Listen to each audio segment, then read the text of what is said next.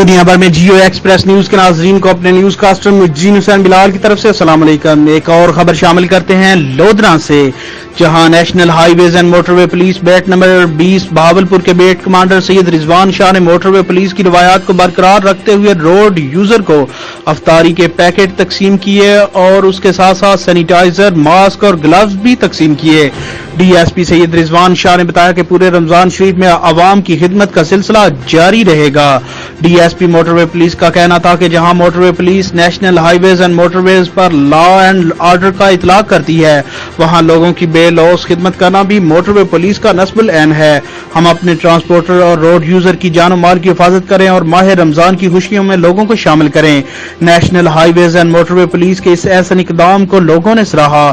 Road user کا کہنا تھا کہ واقعی موٹر وے پولیس لوگوں کی خدمت پر یقین رکھتی ہے اور یہ اس کا منہ بولتا ثبوت ہے۔ رپورٹ کیمرہ مین راؤ ساغر خان کے ساتھ بیورو چیف ارشد بھٹی، جیو ایکسپریس نیوز، لودھراں۔